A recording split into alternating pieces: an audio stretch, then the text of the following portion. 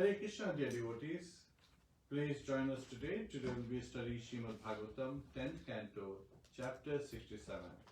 Lord Balarāma slays Dvivida gorilla.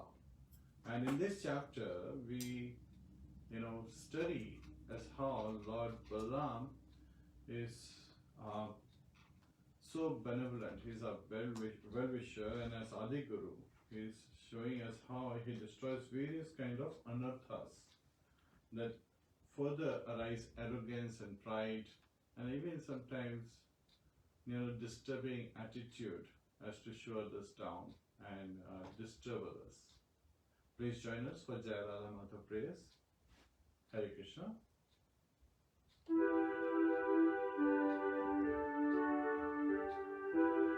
Jai Radha Madhava Kunja Bihari.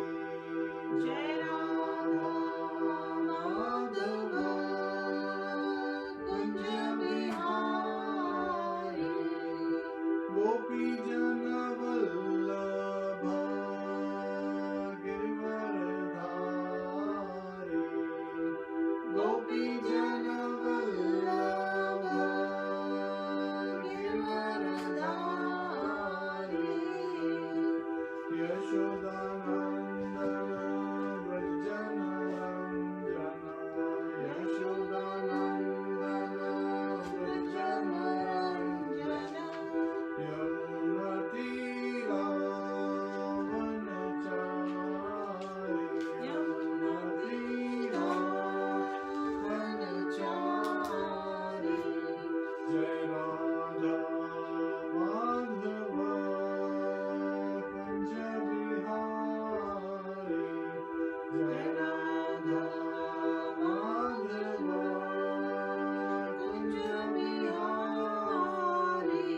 Hare Krishna, Krishna Krishna, Hare Hare, Hare Rama, Rama Rama, Hare Hare. Hare Krishna, Krishna Krishna, Hare Hare. Hare Rama, Rama Rama, Hare Hare. Hare Krishna, Krishna Krishna, Hare Hare, Hare Rama, Rama Rama, Hare Hare. Hare Krishna, Krishna Krishna, Hare Hare, Hare Rama, Rama Rama, Hare Hare.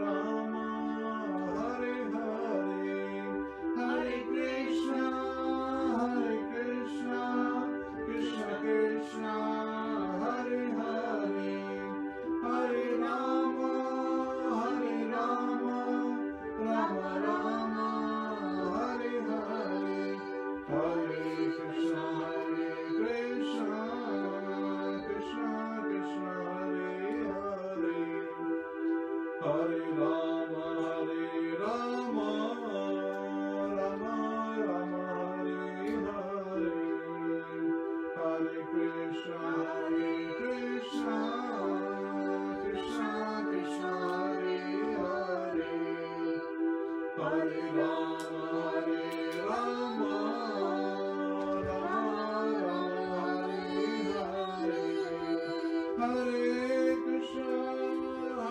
Krishna, Krishna Krishna, Hare Hare, Hare Rama, Rama Rama, Hare Hare, Hare Krishna,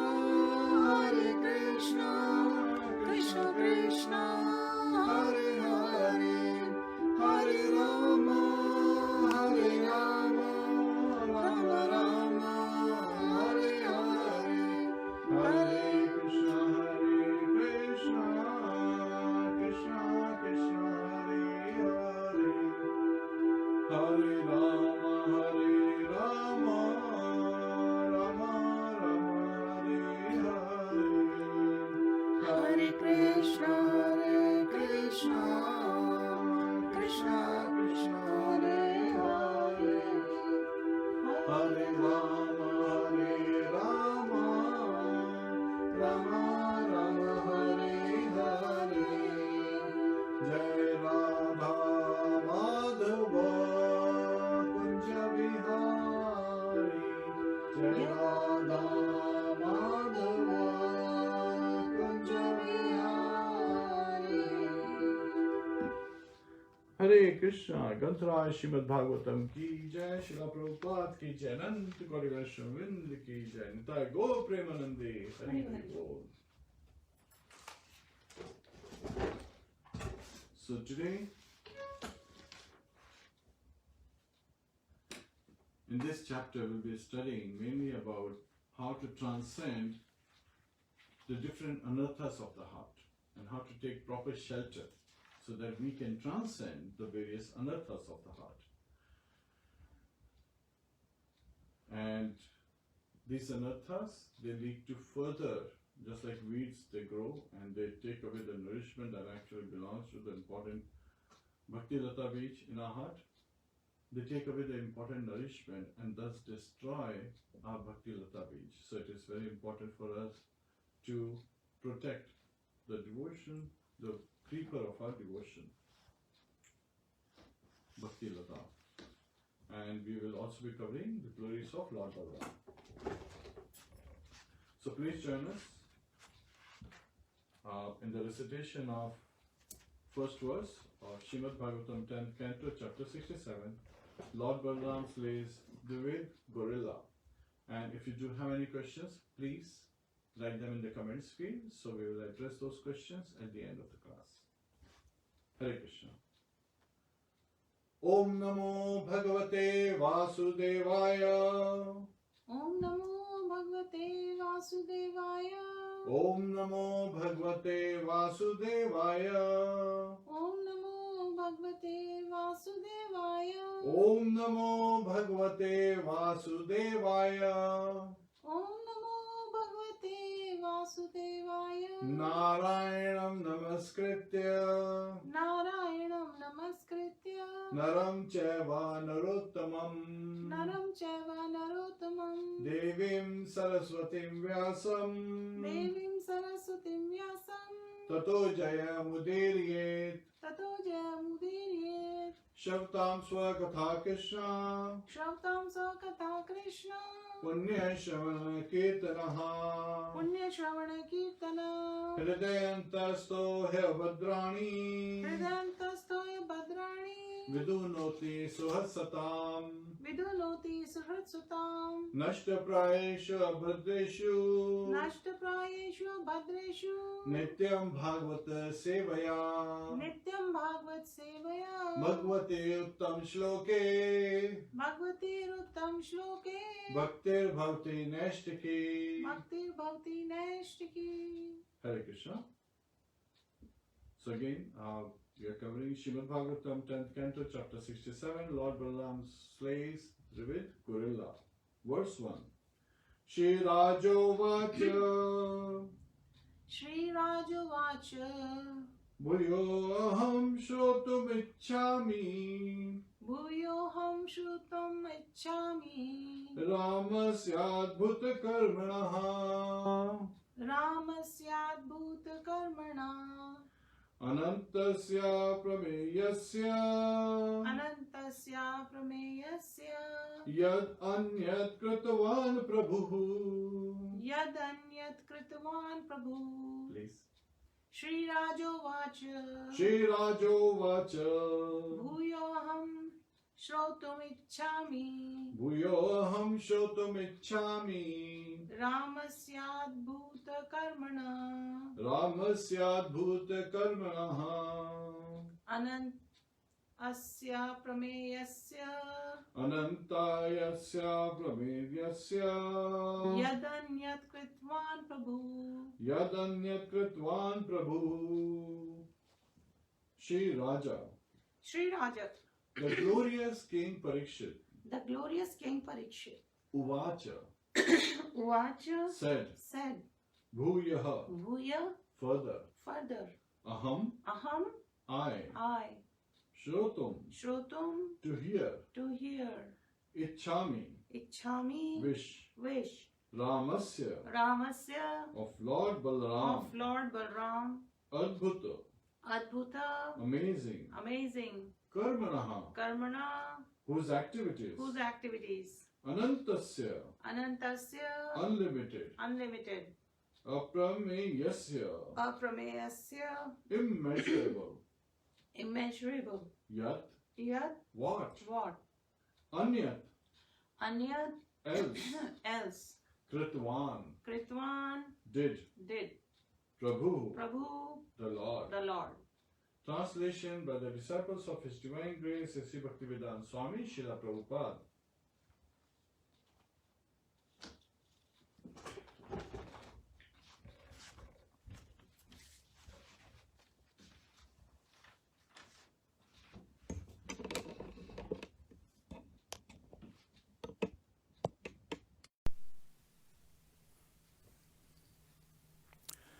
The glorious King Parikshit said, I wish to hear further about Sri Balarāma, the unlimited and immeasurable Supreme Lord, whose activities are all astounding.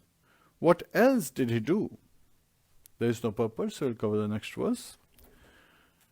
Sri Shukdev Goswami said, there was an ape named Dvivida, who was a friend of Narakasuras. This powerful Dvivida, the brother of Manda, had been instructed by King Sugriva. Purport. Srila Jiva Goswami points out some interesting facts about the ape Dvivida. Although Dvivida was an associate of Lord Ramchandra's, he later became corrupted by bad association with the demon Naraka. As stated here, Narakasya Sakha.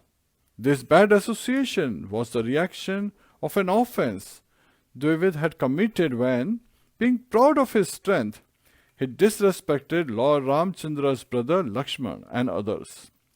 Those who worship Lord Ramchandra sometimes chant hymns addressed to Manda and Dvivida, who are attendant deities of the Lord. According to Srila Jiva Goswami, the Manda and Dvivida mentioned in this verse are empowered expansions of these deities, who are residents of Lord Ramchandra's Vaikuntha domain. Srila Vishwanath Chakravarti Thakur concurs with Srila Jiva Goswami's view that Dvivida was ruined by bad association, which was a punishment for his having disrespected Shriman Lakshman. Sri Vishwanath Chakravarti states, however, that the Manda and Dvivida mentioned here are actually the eternally liberated devotees addressed as attendant deities during the worship of Lord Ramchandra. The Lord arranged their degradation, he says, to show the evil of the bad association that results from offending great personalities. Thus, Srila Vishwanath Chakravarti compares the fall of Dvivida and Manda to that of Jaya and Vijaya. Hare Krishna. Namo Vishnu Padaya Krishna Pristhaya Bhutale Shrimate Bhakti Vedanta Swami Niti Namine Namaste Saraswate Deve Gauravani Pracharine Nirvishesha Shunyavadi Pashyat Deshatarine Om Jnana Timrandasya Jnananjana Shalakaya Chakshurunmilitam Yena Tasmai Shri Guruve Namaha Mukham Karoti Vachalam Pangum Langhayate Girim Yat Kripatadham Vande Shri Gurum Dinataranam Hare Krishna, Krishna Krishna, Hare Hare, Hare Rama, Rama Rama, Hare Hare. Hare Krishna. So this is a very beautiful, actually every chapter in Srimad Bhagavatam is very beautiful, and this, as I was studying it, preparing for this class, I realized how beautiful this chapter is and how glorious the pastimes are. This is Srimad Bhagavatam 10th Canto, chapter 67. Lord Balarāma slays Dvivida gorilla. So Shukdev Goswami is revealing, and further Srila Jiva Goswami is revealing in his commentary to this particular chapter. So Shukdev Goswami is revealing that this Dvivida ape, he was actually a minister of Sugriv, and he participated when Lord Ramchandra descended in Treta Yuga, and he took the Vanasena to Sri Lanka, and there he fought with Ravan. So Dvivida was a very powerful minister, and as an ape, a gorilla. He was destroying the Asuras in this particular instance. Yet at the same time, he had committed one offense, and this offense was of disrespecting Lakshman. And he could not regard the greatness of Lord Lakshman, Shriman Lakshman, as has been stated here. And Lakshman is none other than Lord Balarāma. He is none other than Lord Nityananda. So he is Adi Guru. So when somebody disrespects one spiritual master who is an expansion, a representative of Lord Krishna, and further in the Parampara we see Lord Balarāma is the Adi Guru, and all of the spiritual masters appearing in the Parampara are basically coming in that descent. Yeah, right? So, what could be an offense? What could be a greater offense than disrespecting or not regarding one's Guru at this exalted, means a Guru Tattva is a very exalted state. Tattva means truth. And one has to understand this truth. And how arrogance and pride as anarthas can creep even against one spiritual master that can destroy us. So that is being identified here. And offense versus sin. So it is very important to first understand offense versus sin. So we are looking at some of the important aspects to understand how this body that we have, right? Ishvar sarva bhutanam hridesya janatishtati Brahman sarva bhutani yantra rudhani maya. Lord Krishna reveals to Arjuna in the 18th chapter of Bhagavad Gita, 61st verse. Ishvar sarva bhutanam hridesya janatishtati. So Lord has expanded in his super soul, Paramatma feature, and is residing in every living entity's heart. Hridesya. So what region? The region of heart. Arjun Tishtati. So he is residing there. Brahman Sarva Bhutani, and we living entities in whose heart Lord is residing as super soul of Paramatma, we are taking on this body, this material body. Yantra Rudhani Maya. So this yantra that we have, this machine, this body represents the machine. That we have taken up this machine and we are driving this machine, which is provided to us by the material energy. So it is under the influence of the three modes of material energy. So that is the first aspect. So we as conditioned souls are considering this body as, sometimes in conditioned state, thinking that we are this body. Actually, Srila Prabhupada was once, after the class, one of his disciples, he stated that Srila Prabhupada, we are in Krishna consciousness when we hear, the pravachan, his discourses, when we hear Srila Prabhupada's discourses. So he's referring to those discourses and engaging in deity worship and engaging in all kind of activities like going out for book distribution, sankirtan, chanting of the holy name, doing our japa, and so many wonderful activities. We are in Krishna consciousness. So I'm paraphrasing some of that. So Srila Prabhupada, he smiled and he chastised by saying, making his disciple understand. He said that sometimes we are in Krishna consciousness, but most of the times we are in material consciousness. Because only when we are engaged in devotional service, that's when we are in Krishna consciousness. So this is again sadhana bhakta, right? We are sadhana. We are performing devotional service. Just like, we come together and read Srimad Bhagavatam. And Srimad Bhagavatam is not different than Lord Shri Krishna. Then we do japa. Minimum 16 rounds on a normal day. On holidays, minimum of 25 rounds. So those are sadhana. Those are the regulated practices. Sadhana means practice. So we have to practice it on a daily basis till it becomes our second nature. So in the beginning, we are continuing to practice. And it is very easy in the, that's why as we continue to do practice and, we feel that we have been practicing for so many years, for some to become arrogant and proud. And thus, some can commit offenses. Now, in this Kali age, there is a concession given on offenses versus sin. So yesterday we talked about the reactions of sin. It goes, Srila Rupa Goswami explains that the reaction goes through those 4 stages. Kuta, Bija, Aparabdha and Prarabdha. So Kuta is like it is at its unmanifested yet at the subtle state. Right? We have committed a sin, which is pap. In Hindi is basically referred to as pap. So it is an act, an impious act. That's a sin. Against the injunctions of the scriptures.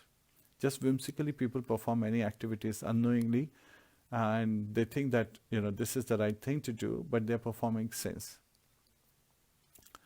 So this pap is in a kuta, which is like unmanifested, yet at the same time it is in the beginning state. Then it takes the form of a seed, just like in the plant as it's getting nourishments and then it's building up the seeds. So that's what it is. And then the seed comes. So the seed is something that can be sown, that and it can fructify into a plant. So that is the seed stage, second stage. And then the third stage is apararabdha. So under the soil, the seed may fructify, but you are not able to see it above the soil. Nothing has come, no sprout has appeared above the soil level. And then when it appears above the soil level, that is prarabdha. That is, now it has manifested in its form. And we see all these aspects in this case of Dvivida gorilla. However, you would say, wait a minute, we are talking about sin, and this is about an offense. So, and in Kali age, it's given in the Shastras that there is a concession given, that when you perform sin, then there is a immediate reaction. If you perform an offense, in this Kali age, the concession is that you will not be a reaction. But you have to pay attention to the subtle aspects of committing offenses. So, what is an offense? You criticize someone just in your mind. That is an offense. That's janaprad. Just any normal person, any common man, or women, or a child, or an elderly person, or a person in authority, or a person who is subservient to you in different positions, as you may associate with your body, you may feel that that person is not doing what you want, and you criticize them, even in your mind. Then it is an offense. So that criticism, that thinking, or feeling that this person is not good, or that action, so it's important. And even the psychologists in today's times, they are realizing that it's not the person who is bad, it is the behavior that needs correction. They're just not aware of the behavior. Everyone has an intention, and then there is an aspect of impact. So when we perform an act, or any activity that we engage in, then it basically, there is an intention behind it. But it may have an adversary impact to the person who's observing it. right? I'll give you an example. When we go out for book distribution, we are showing books about this transcendental knowledge. So, Lakshmi is constantly serving Lord Vishnu, Lord Krishna, and Lakshmi Sahasrashat Sambramya Sevyamanam. So hundreds of thousands of Lakshmis are serving Lord Krishna. So there is gopis. And yet at the same time, when we go out, distributing Bhagavad Gita, Srimad Bhagavatam, and so many other transcendental scriptures, which have been very mercifully translated in English and made this difficult subject matter so easy that even a child can understand and follow it now. So this is a great blessing of current times, that we can go out and distribute these books, but at the same time, if a materialist or if someone is thinking, oh, these Hare Krishna folks, that's how they are living, they're making their living. They don't understand that actually we are doing it as a voluntary service because we have found great treasure in these literatures, these transcendental literatures, and we want to distribute this literature. So if someone thinks that, they're just giving out these books so that they can survive, so they are committing some offenses. I'm just giving an example, if somebody thinks that way. Not everybody thinks that way. Most of the people are very, nicely reciprocating when we go out for big distribution. They actually respect. And I still have to find a Muslim who has not taken Bhagavad Gita. So we went out so many times to distribute Bhagavad Gitas, and every time I met a person from another religion. I met a Spanish lady when we went out for big distribution with, our whole family used to go out with other devotees, and I just showed her, the science of self-realization, Bhagavad Gita and so many, and she liked the subject matter so much. She just opened it up, she read Srila Prabhupada's purport, and she's like, do you have any more? Do you have any more? And she literally took a copy of each book. It was amazing. And she was so eager to get this knowledge. So people, only a Johari, right, can understand the value of a diamond. And when they see a diamond from glasses. So, goldsmith is the one who works with the gold. This is a diamond merchant, can understand the value of a diamond. So sometimes people see the diamonds, and these are actually Lord Krishna himself. So diamonds are pebbles in front of this literature. And when they see it, they are immediately attracted. Once I just so happened, I knocked on the door of a gentleman, and he opened the door. And as soon as he's heard Bhagavad Gita, so his mindset was, oh, this is related to Hinduism. I have nothing to do with this. He said, no, I'm a Muslim. So he said, no, this is Sanatana Dharma. This is the very nature of the soul. So we are all living entities. And so he said, no, I don't need it. So because we are Muslims and, we read Quran and all. And I respectfully said, yes, that is also, a scripture that should be read. And you should practice it. Very important. And he was really very nice. And then I understood that he doesn't want to take it. So I closed it. He closed the door, and I took my book bag and I started walking out. I had not gone more than 3 blocks away from his home. He literally came shouting behind me, calling out, "Oh, Prabhu!" Again, he was just calling out, hey, can you stop? And I was like, yes, what is it? And I was thinking, have I done something?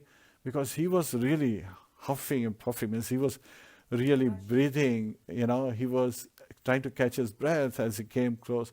And he said, I want one Bhagavad Gita. So I was so surprised. And I said, so I was pleasantly surprised. I was thinking after 4 such gentlemen, this is the 5th one who, this is the first one who has, among the 5 gentlemen I have seen from another beliefs, another faith, who seems to be not reciprocating, but he immediately reciprocated. He took Bhagavad Gita, and we just generally talk about, what's the suitable amount. He gave me twice than what was being surprised. So I said, would you like to have something else? He's like, oh, you have something else as well? So he immediately took nectar of instruction, nectar of devotion, because the word nectar attracted him. He said, I want all the nectar there is. So people who are, sage in their heart, and they may have been born in different faiths, right? they understand what nectar is. Just like Srila Haridas Thakur. He is Namacharya and he was born in a Muslim family. So again, we have to understand that it's not about having different religions, because this is not a religion-based philosophy. It is Sanatan Dharma. So Dharma is, yes, religion, but it is not a specific faith. It is not a group that we say. So in this particular case, let's come back to the chapter. So now we are talking about offenses versus sins. So sins have this cycle. In Kali age, offenses do not be a reaction. However, we should also understand that there is a subtle aspect of thinking, feeling, willing, and then doing, acting, right? So the first stage is we think. When we think a negative thing about someone, then we create an impression about that person. We taint their image in our mind. Then we start enforcing that thinking with willing. So even if we kind of like think that this person is such and such, so we our will may not be able to, reciprocate properly with them. Thinking, feeling, and willing. So thinking enforces the, the various thoughts, the feeling we have against the person or against group of people or against a specific object even. And then we start to will unfavorably. And when we will unfavorably, we act. Our actions show what we have been thinking, what we have been feeling, and what we have been willing. So a thief is normally contemplating on an object and he wants that object, he wants to steal that object. To have this feeling that it would be so nice if I can have this object, if I can possess this object. So now his feeling grows into willing, that he starts planning things out. No reaction has been committed yet. It's only in the range of offenses. And in Kali age, the concession is if you're making offenses. But that willing will lead to acting, means which doing it. And when somebody does make an attempt to steal it, that's when it becomes sin. Yet at the same time, the seed of the sin is sown at the time of thinking. So as soon as we have a negative thought, we should immediately curb it. That's the important aspect. And it is also in the previous chapter, 10th canto, chapter 66, we heard about King Pondraka, the false Vasudev, as how he even had bad association, which caused him to fall down. A very similar aspect is going on in this chapter, as Dvivida Gorilla, who is an expansion of Dvivida Gorilla, in Vaikuntha. So in Vaikuntha universe, there is a planet where Lord Ramchandra resides with all his associates, and the various associates are referred to as deities. And Dvivida and his brother Manda, they are the ministers of King Sugriv, who is the king of the monkeys. And these two brothers further expand as Dvivida and Manda as demons in the current times, and they have this association with demonic people. So the association matters. Atyahara prayashascha prajalpo niyamagraha janasanghascha lalyamcha sadbir bhakti vinashyati. So once devotional service is destroyed by these 6 principles, atyahara. Atyahara means, eating more than necessary. It actually refers to, Srila Rupa Goswami explained, that it refers to hoarding more than the necessity one has. So more than what one needs, if they try to hoard more than that, that is atyahara. Prayashash. To be able to hoard this, they do over-endeavor. Over-endeavoring to collect more. So that over-endeavor, that behavior is also a faulty behavior. So it is an irreligious behavior. Over-endeavoring, because one loses their precious time and energy in over-endeavoring, which could have been diverted and dovetailed in serving Lord Shri Krishna, in engaging in devotional service, and engaging in associating with the devotees. So that is also a misuse of energy and time, 2 very precious commodities that we have. Prajalpa. Prajalpa is gossip. So we have been given this amazing gift only in the human form of life, that we can speak, we can communicate so effectively, and we can hear and get the meanings, all the way to our heart And instead of engaging in devotional service and chanting of the holy name, people engage in gossip. And that gossip pollutes the heart. It further pollutes the heart, fills it with all kind of nonsense. So we should avoid that also. Niyamagraha. Niyamagraha has been split into two. Niyamagraha is one who completely disregards rituals without understanding their essence. And Niyam Agraha. Agraha is attachment to rituals without understanding their essence. So that's like the two extreme, One is completely disregarding rituals, another one is getting too much attached to rituals, just like King Prachin Barhi. He got attached to performing rituals so much so that he was killing, many animals and sacrificing them without paying attention that this is causing his fall down.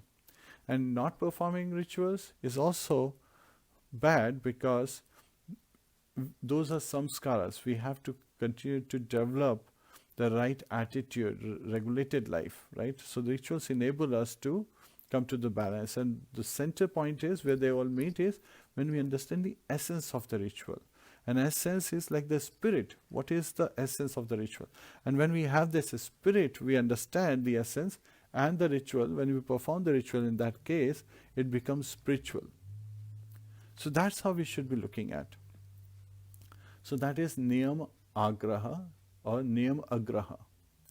And Janasanghash. Janasangh, association of materialistic men who are not engaged in devotional service, who don't want to engage in devotional service.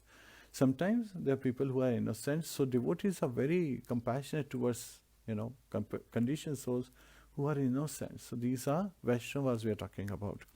So these innocent people, as well as people who are atheistic and so forth. So people who are inimical to Lord Krishna and his devotees, we want to avoid them, right? It's not that, somebody is saying bad names to Lord Shri Krishna, so we have to get into the fight. That is not the attitude of a devotee. That's an attitude of a person who is ignorant of spiritual life. Sometimes people, they try to provoke devotees, and devotees just laugh.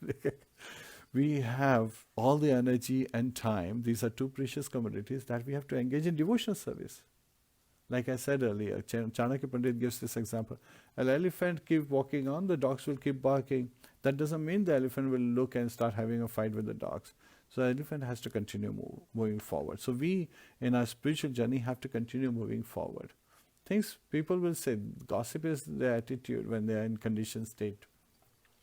Maya, pradhyana, material energy has stolen their, knowledge. So it is the association that matters. And Jana Sanghasya Lolyam Cha, greed. Having greed, and the greed is basically of name, fame, glories, and in this material age, attraction towards opposite sex, that is the biggest lurement sometimes people have, which causes them to seek for name, fame and glories. There is a very interesting aspect. We observe that this gentleman, he was normally using a very foul language when he was talking, with his friends, at work also. However, suddenly he would transform into a gentleman every time, we were in a meeting and all that stuff, in some of the meetings, not all meetings. And it took us just, minute observation to see that every meeting he was acting like a gentleman. There was a lady sitting in the room.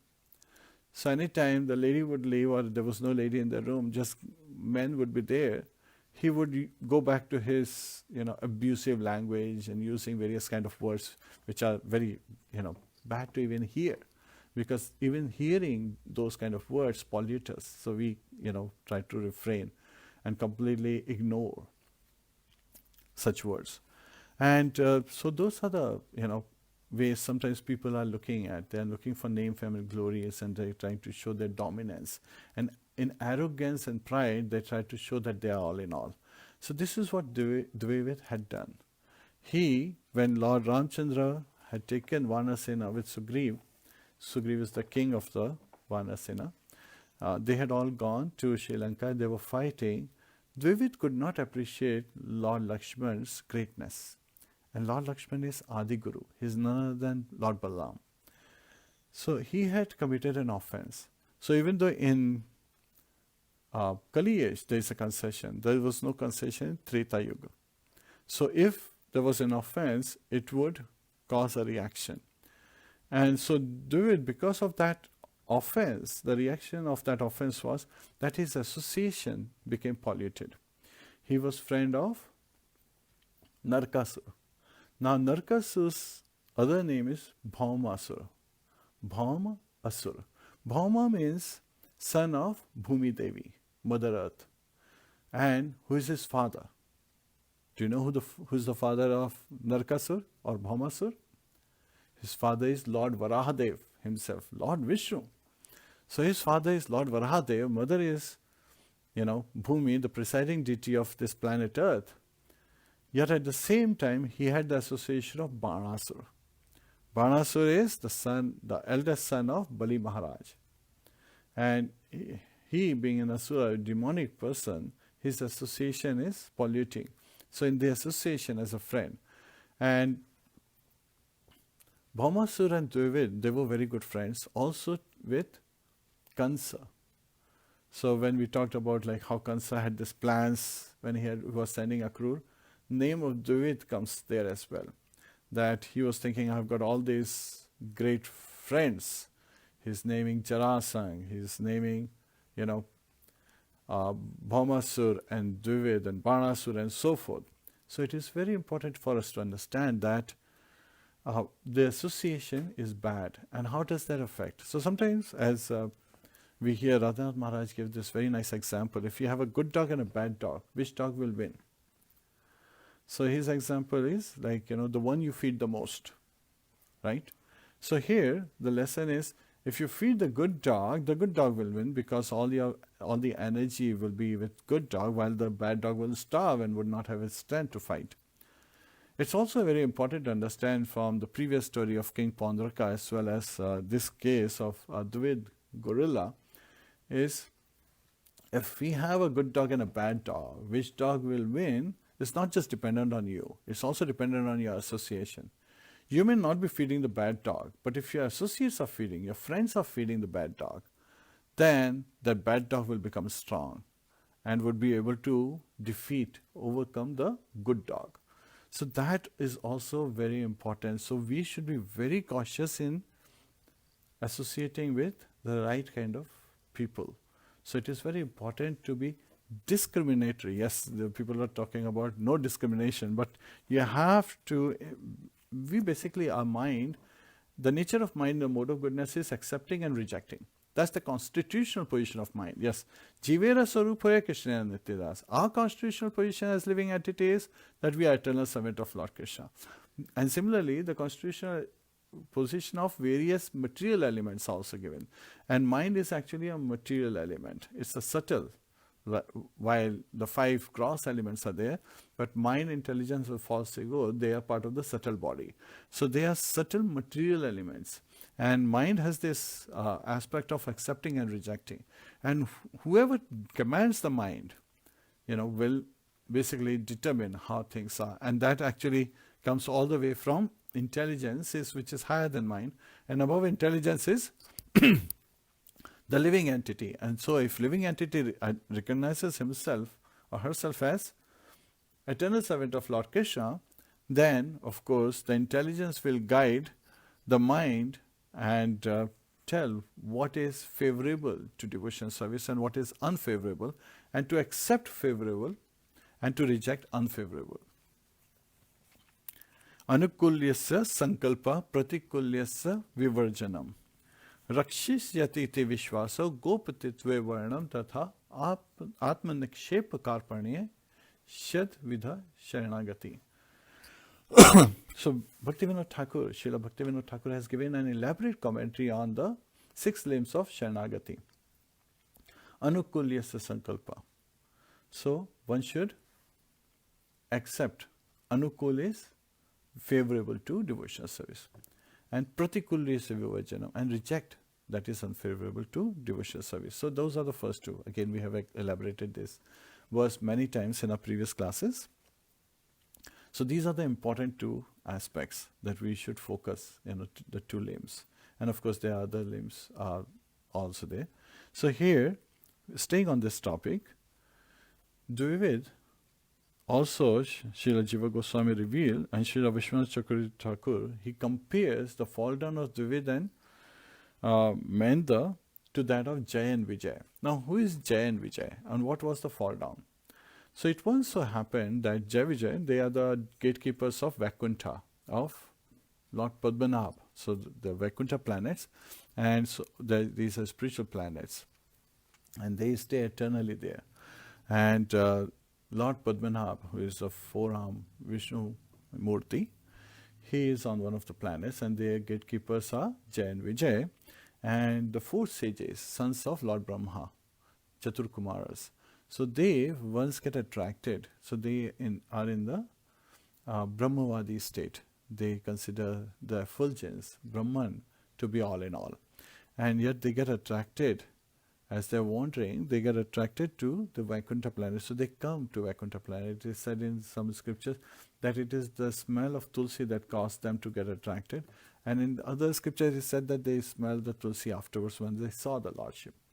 So anyway, they come, and there are 7 gates. So they have crossed 6 gates, and these Chaturkumaras, they just appear like 5-year-old boys, and they decided not to wear any clothes. So they just, if a 5-year-old boy is wandering without any clothes, you don't really mind, because you think the kid doesn't have any sense, is completely so innocent. So that's how they are completely carefree, because as babies, they don't really care.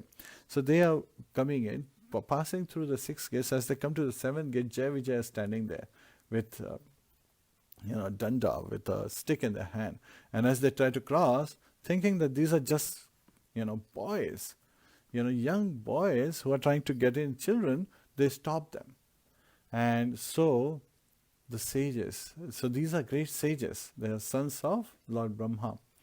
So they curse these 2 doorkeepers, Jaya and Vijay. They say that these 2 doorkeepers who are in Vaikuntha, how they are in Vaikuntha, they don't deserve to be in Vaikuntha. They should be, on earthly planets. So again, they should be in material universe. So when they hear this curse, by just hearing, so when somebody speaks, you come to know how intelligent or elevated he is, and how foolish he is. And it is given, as Chanakya also says, that you come to know of a fool as soon as he opens his mouth. When someone is silent, they may be listening, or they may be just silent, not understanding anything.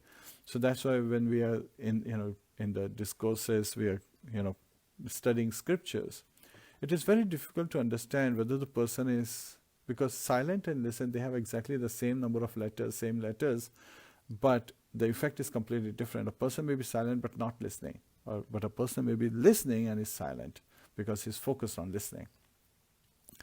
So when a person who's foolish-minded, who's dull-headed, when he speaks, then you come to know, what level he is. So a fool is not known unless he speaks. So that is also said to be a jewel for a foolish person. Now here, so Jaya Vijay, they were cursed by the Chaturkumaras, Sanak, Sananda, Sanatan and Sanat Kumar. And so at that time they asked for forgiveness, realizing that these are exalted personalities and we have committed a great offense. So that is an offense. Even though they acted, it is an offense to stop someone unknowingly. So that we stop them. They have not done anything inimical to them, so that's why also it's an offense. So at that time, Lord Padmanabha Vishnu comes and he says, actually, I sanction the curse you have given to these 2 doorkeepers of mine. And Lord Padmanabha Vishnu is meeting many purposes by that one action. And he gives them the choice, do you want to be born in the material universe as a devotee for 7 births, or as demons for 3 births? So Jaya and Vijay, they choose the 3 births as demons. Why? Because first of all they realize, so again, everyone in Vaikuntha is in full knowledge, Satchidanand, right? So they have full intelligence, and they are instructing us by this choice that to take birth and to die in the material universe, they are very painful activities.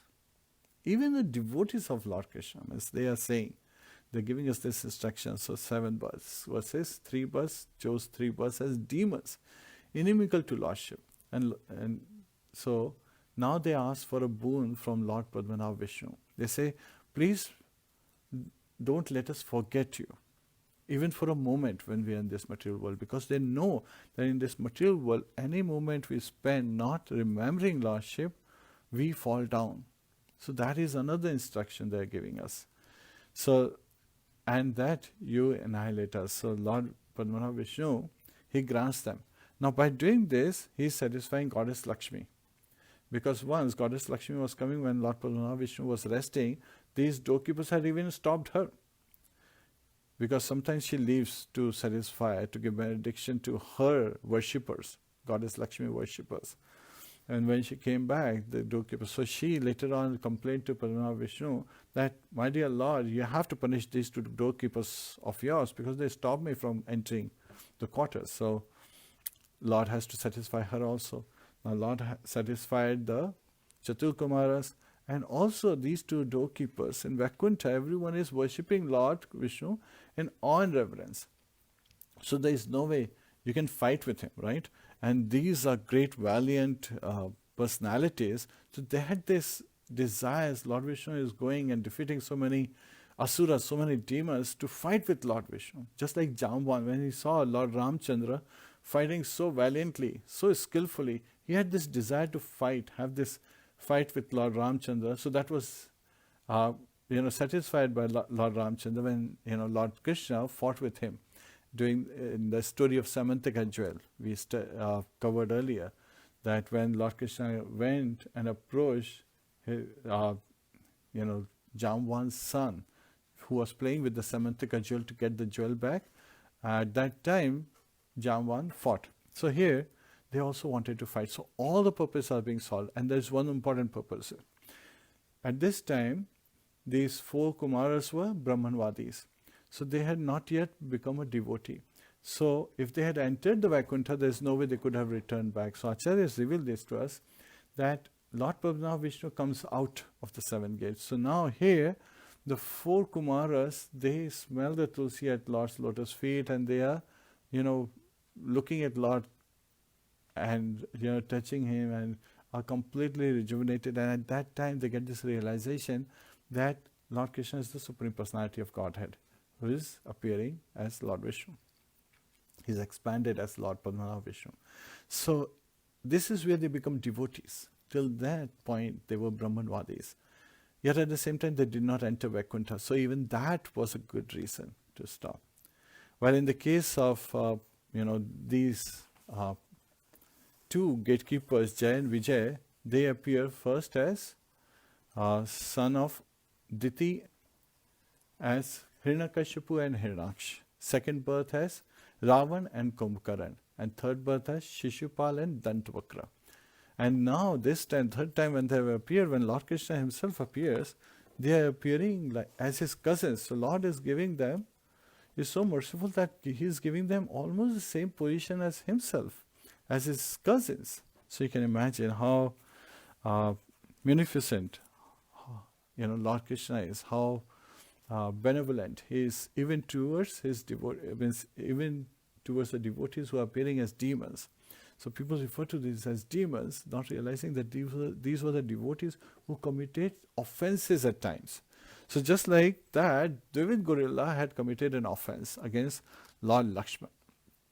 He normally saw Lord Lakshman just pressing the feet of Lord Ramchandra, serving Lord Ramchandra. He did not really feel that Lord Lakshman is such a great warrior.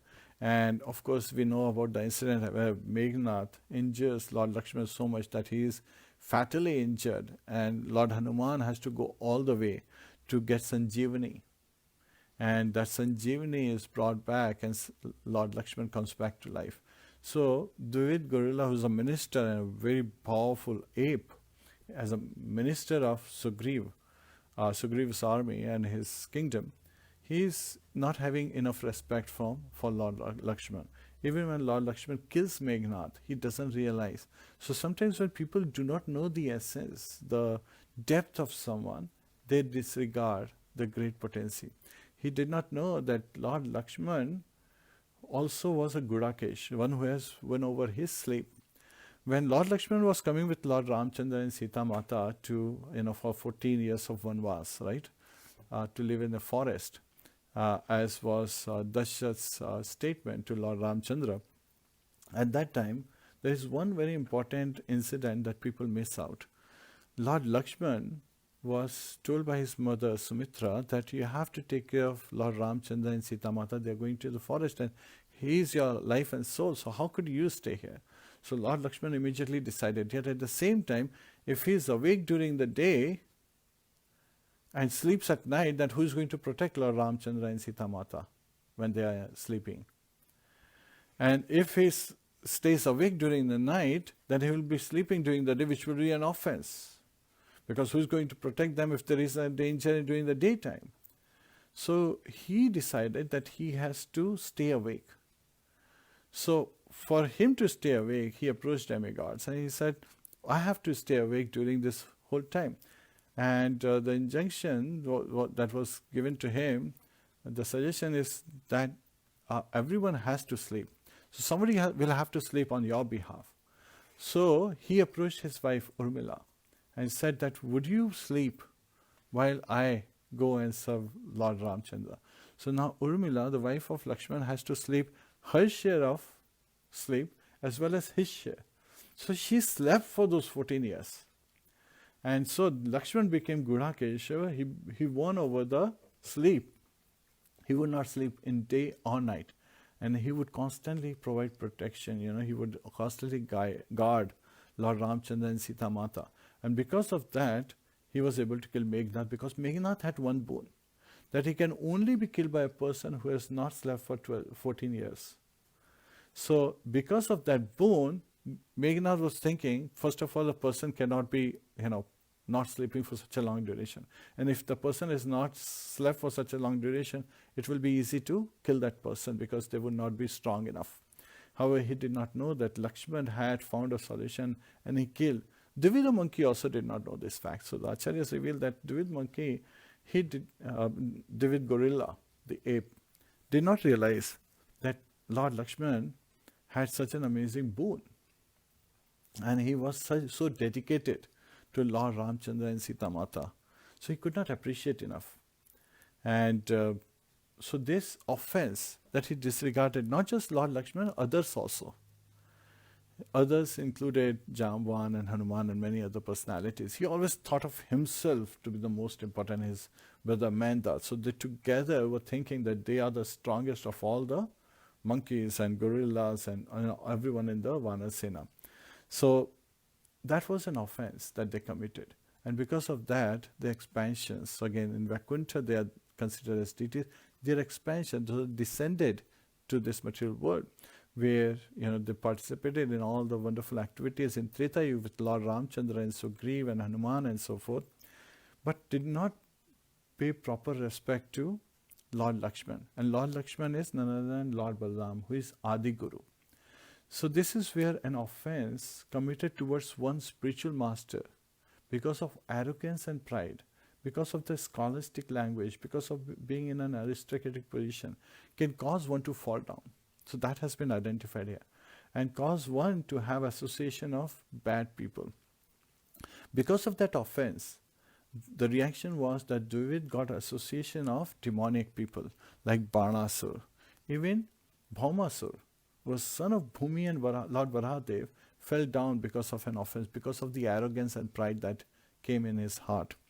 And got the association of Kansa, got the association of Banasura and many other demonic kings, Jarasanga and so forth. And because of that association, so these friends, associates of Dvivid, they were actually feeding the bad dog. Now, good dog did not have much chance of survival. So that's how it just so happened when he heard about Bhaumasur's death and heard how Lord Krishna has killed Bhaumasur, his first reaction was that he has to avenge the death of his friend, his near and dear friend, not realizing that Lord Krishna is none other than Lord Balarāma, who he helped in Treta Yuga to win over Lanka. So in his arrogance, he is committing various sins. So these offenses are now, the reactions are fructifying and he's engaging in sinful reactions. And those are the sinful reactions which are further encouraging more sins. So the reactions of offenses, they really fructify with the association of these demons, and he engages in sins. So that is like an endless, it's a chain reaction now. So the chain reaction is going on now, and he first starts attacking mercantile men, people, the Vaishya community, where they take care of the farming, take care of the trade, and they take care of the cows. Why did it do that? Because just like many demons in Dwapara Yuga, including Shishupal and Dantavakra, they always considered Krishna to be a cowherd boy. Right? They always said that he's a cowherd boy, he's a Gwalpal, right? He tends to cows and he wanders in the forest. What is he doing in the form of a Kshatriya? Why is he taking up this all insignia of a Kshatriya? And Lord Vasudeva is appearing in the form of Kshatriya. Actually, Lord Krishna is transcendental to the three modes of material nature, but not knowing that reality, because they are covered by Lord's internal potency. So again,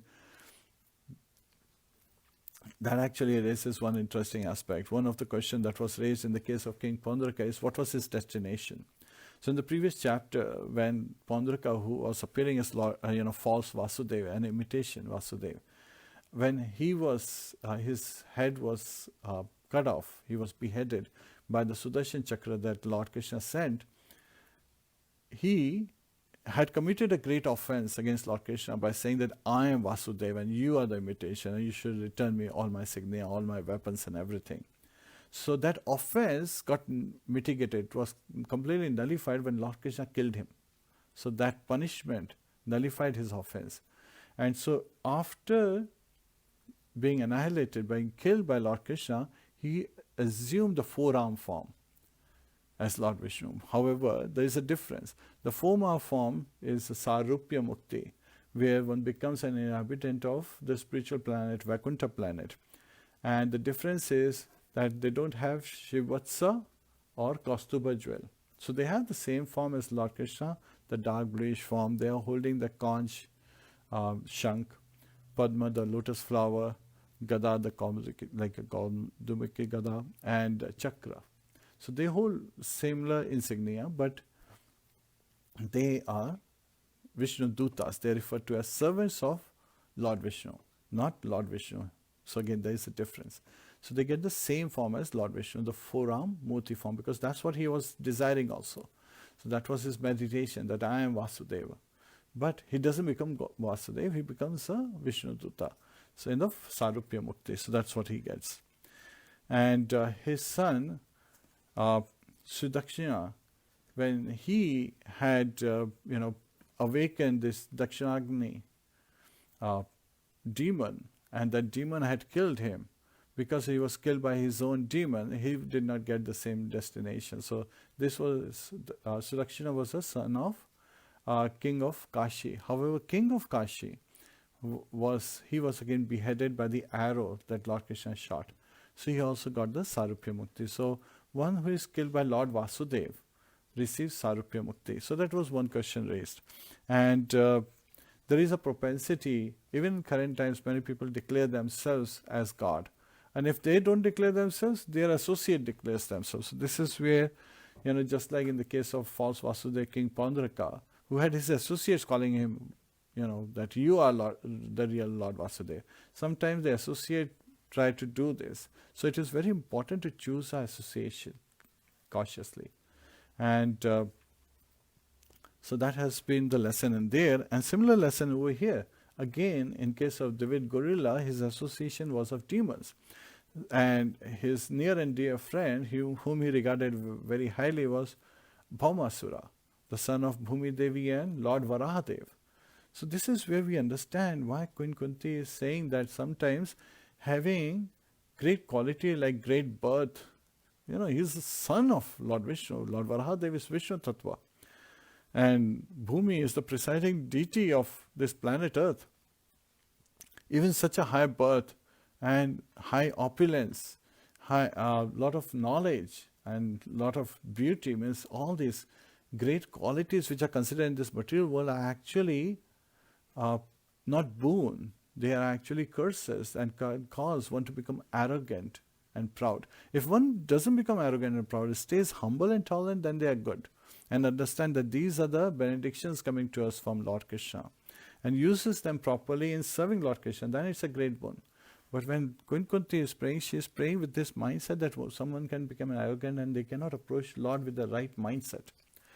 Janmashwarya Shuta Shivhir Edhamana Madhapuman Nevarhatta Vidhatum Vai Twam Akinchana Gocharam.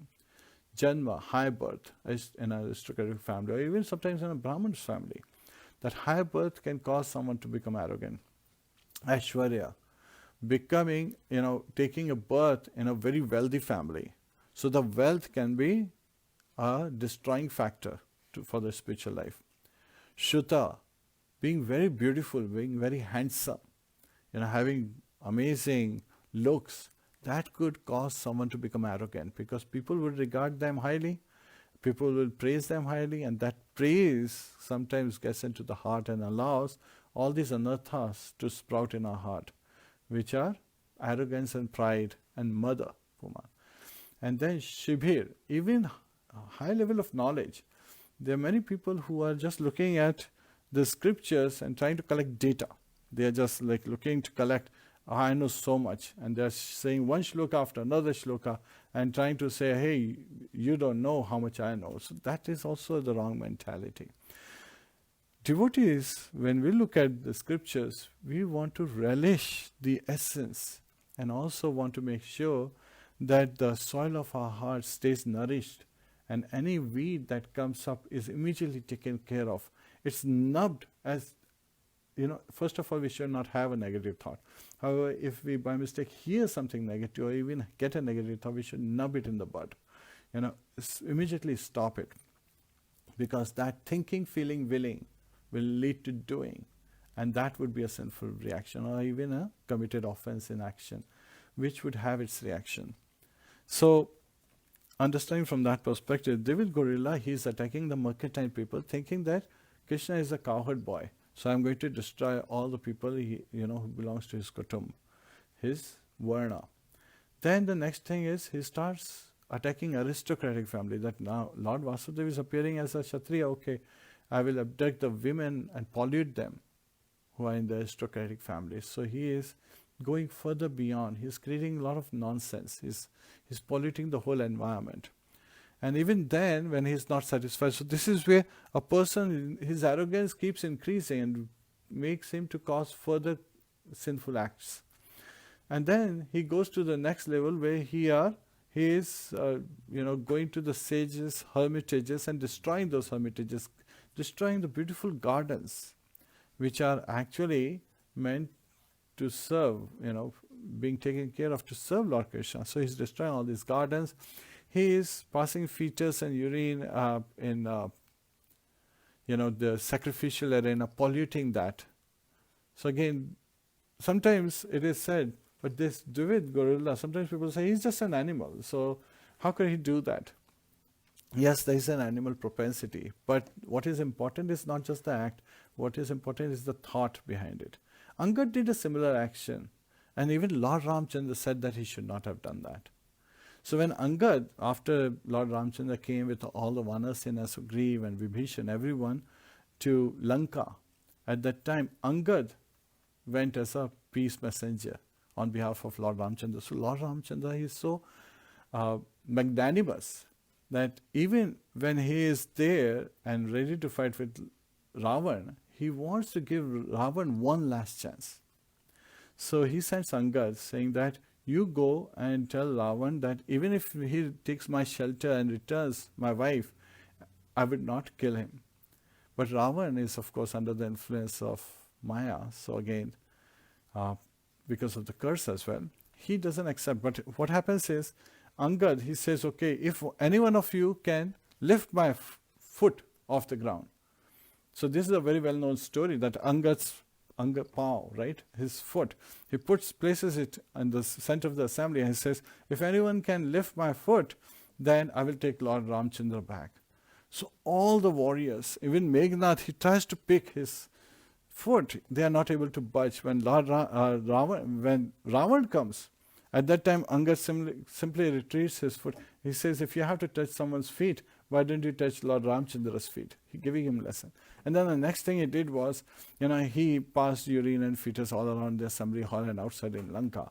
And when he came back to Lord Ramchandra, he narrated what he did. Lord Ramchandra did not appreciate his last action of, polluting the whole environment. And his response was, well, I am an animal, I am a monkey, I can do whatever I feel like. But at the same time, Dvivida gorilla had known that incident and how Lord regarded that incident. It's a bad incident. So sometimes people, they become so inimical that they know what is wrong, but they still want to do that. Another example we see is of Jagai and Madhai. Jagai and Madhai were actually born in Brahmin family. They were the Kotwals, right? They were the constables, the police force in Navadvip. And so, as sons of Brahmanas, they were actually opening the scriptures to find out which is the most abominable sin to perform. And they were performing those sins. And so they were so gross. Yet at the same time, they had the mercy of Lord Nityananda. Just like Dvivida gorilla will get the mercy of Lord Balarāma. But how that mercy manifests is a different way. So let's continue to go here. In the case of Dvivida gorilla, he is continuing to, and now he's picking up people, just innocent people, and putting them in caves and covering those caves with big, big boulders, big, big rocks. And this is like a wasp, collecting small, small insects and putting them in its hole, just to torment and show its prowess. So that's what the gorilla is doing. Then he goes to the Anartha region, right? That's where the Dwarka and Ravataka hill is. So here he is going to the ocean and he is twisting with his arms. He is causing more like a Samudra Manthan scenario.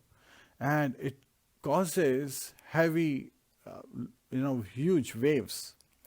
And, sometimes people talk about tsunami, huge wave that is sometimes caused. But sometimes people who have not had an experience, they can't relate to it. I have had an experience of such a large wave. When I was in college, once with friends, we had gone to Goa. It was a summer vacation. We would take up internship at different electronics companies, and who are dealing with electronic equipment. I was an electronics engineer at that time. So, as an internship, I had gone, and there, during the 3-4 period duration, we decided as the whole group of boys went to Goa, and we were walking on a beach. Suddenly, I saw my friends rushing away, on the beach, and I could not understand. I was looking at them, trying to call them. And this is where I was literally picked up by a wave and thrown very close to where they were. They were at least 80, 90 meters away from me. And I couldn't believe that. And they told me that what had happened was when I was looking at them, my back was towards, there was a huge wave coming. And this wave just lifted me up like a straw and carried me all the distance and then just dropped me on the sand. And I was like, I did not know what hit me. So it also was very humbling experience because I was very, compared to my friends, I was big guy, so very strong, and I was gymnast, boxing and all that stuff, but I was good with sports and other things. And I always used to consider the power like, I'm so and so, but then that was a humbling moment. I saw that I was just picked up like a straw by this wave and thrown ashore. So just like that, Dvivida was causing huge tsunamis, and he was flooding, he was completely inundating all the beaches, all the cities and villages on the beaches. And so it just so happened, it's described that Dvivida was not even satisfied. He wanted to really avenge his friend. So he's heading towards Dwarka. So he comes to the Anartha region. And there at Ravataka hill, he hears nice music. Now he's causing disturbance. How would he like nice music? So he wants to create disturbance. So he goes over there. What does he see? That Lord Balarāma is singing and dancing with various young women. And we talked about Varuni. Varuni is daughter of Varun Dev. So Lord Balarāma, he is drinking Varuni, and his eyes are like rolling as if in intoxication. Now the important is as if in intoxication. Actually, he is fully immersed with the love of Godhead. So that's why he is in an ecstatic mood. And all these young girls, they're dancing and singing with him and spending time. At that time, this Dvivida gorilla, he comes there and he starts to shake the trees, making the kilkila sounds, kila, so it's the brushing of the stems of trees against each other. It causes the swish, swish, swish, swish. So that's the kila sound. So he is making all this noise, he's shaking. And this is a bit disturbing, but Lord Balarāma, he is ignoring him. So the next level is, he is going to perform different stages. So he comes to the next stage, that he starts coming up in front of these girls who are dancing, and now he is moving his eyebrows up and down and showing his teeth and making sounds. And the girls, the young girls, their tendency is they are under the protection of Lord Balarāma, so they are not really afraid, and they are just laughing, looking at him. He is saying that they are not getting disturbed still. Some disturbance, some distraction is there, but he's not really causing that commotion that he wants to. So the next step he starts doing is, he starts showing his lower body parts. And that is very bad. So the girls, they start driving away, and he's thinking that Lord Balarāma is intoxicated. He's not going to do anything. He thinks, I am all in all, he's again in arrogance and pride. This is what is happening. So sometimes one becomes very proud because of one's position and age and their deeds. So here, in arrogance, he's coming to the next step, where he is actually pulling the clothes. He is snatching away the clothes and taking the clothes of all these young girls. Now this is something which is very bad happening, right? And all these girls are calling out for Balarāma. And now Balarāma hears about all these abominable activities this Dvivida gorilla is doing.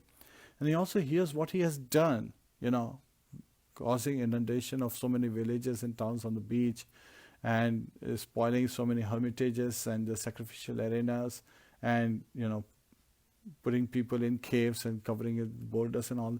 When he hears, he becomes angry. So Lord Balarāma just throws a stone towards gorilla, and this Dvivida gorilla, he dodges it expertly. He's a warrior, right? He's a very strong warrior. So he sees this rock coming towards him, he dodges him. And at that time, Dvivida gorilla, he picks up the pot containing Varuni. And then he breaks that pot. And further he is snatching the clothes of the young girls. So at that time, Lord Balarāma decides that this gorilla, Dvivida gorilla, he needs to be punished. So he gets up, and at that time, seeing that Lord Balarāma, he is now approaching with his club towards me, he knows that now he is going to fight with me. So Dvivida gorilla, he uproots a whole tree and strikes Lord Balarāma on his head. Yet at the same time, Lord Balarāma very expertly holds it, and with his club he hits it so that the tree is smashed, and he hits the head of Dvivida gorilla. So as the club, Sunanda, that's the name of Lord Balarāma's club, hits the head of Dvivida gorilla, his head splits apart and his blood starts oozing. So from his head the blood is coming. And it is said by Shukdev Goswami is explaining that it looked beautiful. And now he is giving an analogy of how it looks beautiful. He's saying just like an oxide, the magnesium oxide comes out, which is reddish in color, from the peak of a mountain. And that makes the mountain look very beautiful. Similarly, this blood oozing out of the head of the gorilla is making him look beautiful. Yet not paying attention to his cracked head, not even paying attention to what Lord Balarāma can do, he uproots another tree and strikes at Lord Balarāma. And Lord Balarāma, very expertly with his club, he smashes into hundreds of pieces that tree. Then the gorilla is picking up another tree, and every time he tries to strike at Lord Balarāma is, with his club, he's smashing those trees into hundreds of pieces. So it is so much so that all the trees in that forest have been uprooted and destroyed. And so there is no tree to uproot anymore. So Dvivida gorilla, he starts picking up boulders, big rocks, and starts throwing them like a shower of rocks. And Lord Balarāma, he very expertly in a sporting mood, he is, striking with his club each of these boulders, the big rocks, and turning them into small pebbles and turning them into dust. And so Dvivida gorilla, he is, fighting. Yet at the same time, Lord Balarāma, to him, it looks like a simple sport. And now, Dvivida gorilla, he comes and starts beating with his fist on Lord Balarāma's chest. So when Lord Balarāma sees him using his fist, it is he's performing as a Kshatriya. So he gives up his, plow and club, his weapons, and he starts striking with his fists. So again, this is a Kshatriya code of honor. So there is a code that they follow, and he strikes at the collarbone of Dvivida gorilla. And his collarbone cracks and he falls down, vomiting blood. And Dvivida gorilla becomes unconscious and finally dies. And as soon as Dvivida gorilla, he dies, there is a great jubilation, the shouts in the sky. All these demigods, they had been watching this amazing pastime where Lord Balarāma kills Dvivida gorilla. And so there was great jubilation, cries in the sky. So these are happy ones. Excellent, well done, Jai, Jai, Jai. Everyone is glorifying Lord Balarāma. So this is where this chapter ends. But we should understand that one should not, commit such offenses in arrogance and pride. And coming back to the story of Jagai and Madhai, they got the benediction from Lord Nityananda. Lord Nityananda is Adi Guru. He's none other than Lord Balarāma, Lord Lakshman. He approaches Jagai and Madhai and he begs them to take to devotional service, to the chanting of the holy name. Hare Krishna, Krishna Krishna, Hare Hare, Hare Ram, Ram Ram, Hare Hare. Yet they are so inimical, they are so polluted, their intelligence is so much covered that they don't understand the benediction Lord Nityananda is bestowing on them. Rather, they try to rebuke, and the liquor pot that they had in their hand, Jagai, he throws and hits Nityananda Prabhu on his head, and the blood starts coming. So, at that time, as soon as Chaitanya Mahaprabhu comes to know that Jagai and Madhai have offended Nityananda Prabhu, he appears and invokes his Sudarshan. Yet at the same time, Nityananda Prabhu begs to Lord Chaitanya Mahaprabhu that no, you cannot do this. You are in your golden avatar as Patita Pavana. You are not going to annihilate anyone by the Sudarshan. Rather, you are going to, elevate them. And when Chaitanya Mahaprabhu comes to know that actually Madhai was trying to stop Jagai from throwing the pot, so he becomes, munificently disposed towards Madhai. And when Jagai sees that Madhai is getting the love of Godhead and I am the one who's getting Sudarshan, he is afraid, right? One brother is going back to Vaikuntha with the love of God, another brother is getting killed. So the brother who's getting killed will of course be scared. And he understands the glories of Lord Nityananda. And he also, surrenders. So by the mercy of Adi Guru, by the mercy of one's spiritual master, one gets the benediction and mercy of Lord Krishna. So Lord Krishna's mercy flows through his devotees, and especially through the spiritual master. So one should never become arrogant. One should never even get opportunity to any of the anarthas to grow as weeds in one's heart, so that one's spiritual journey is suffering. One's bhakti lata is not getting proper nourishment. So that is an important message to hear. And one's association determines it. That's why of the 6 kind of loving exchanges, again, the loving exchanges are there in the association of devotees.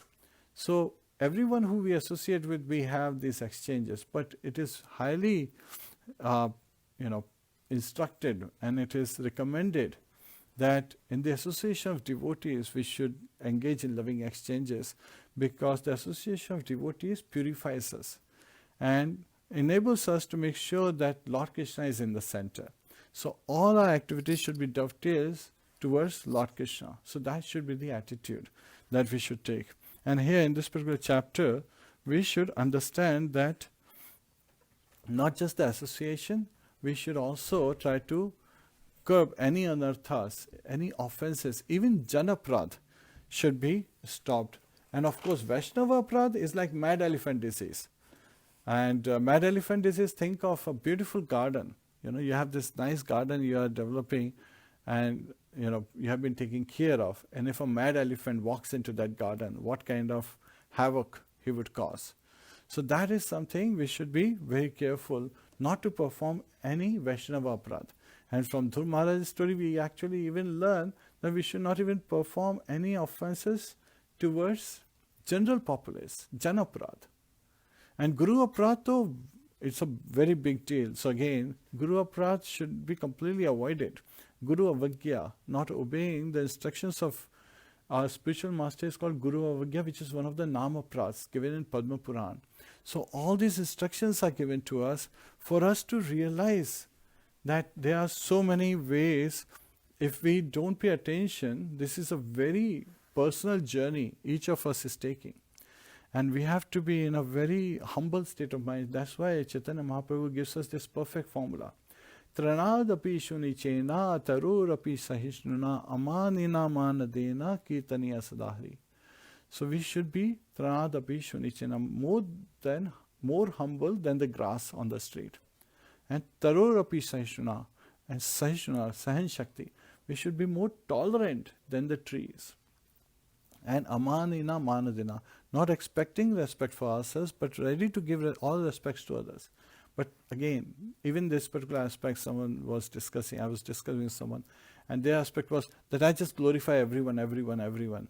Well, then it becomes, people would not really understand. We should glorify the good qualities in others to encourage them to take to devotional service, and not just glorify them so that they become arrogant and proud of things that they are not really have done, and they just falsely thinking themselves as King Pondraka or Dvivida gorilla. So we are all having these propensities to fall down because of these anarthas, and we have to not just be cautious about ourselves, to watch for any of these weeds to grow in our heart, the soil of our heart, but also to make sure that we don't cause others to take shelter of these weeds, to let these weeds grow in their heart, and be very cautious and make sure. And how can we do that? Rishikena Rishikesha. So Anukulena Krishna Anushilyanam. To constantly serve Krishna, keeping him in the center, following the footsteps of Acharyas, footsteps of our spiritual masters, footsteps. And what is following the footsteps? By following the instructions that have been provided to us. Shukdev Goswami is providing these instructions which are revealed to us by Srila Prabhupada, who is so merciful. So that is something that we should take to our heart. And in the association of devotees, we should continue to engage in devotional service. We simply start with raising your hand and chanting, Hare Krishna, Krishna Krishna, Hare Hare, Hare Ram, Ram Ram, Hare Hare. Hare Krishna. This is where this chapter ends. And of course, we will continue hearing more about Lord Balaram's glories in the next chapter and so forth. So Lord Balaram ki jai, Srimad Bhagavatam ki jai, Srila Prabhupada ki jai, Anant Kori Vaishnavind ki jai, Nitai Go Premanande, Hari Hari Bol. Please join us for Nasimha Devati. Hare Krishna.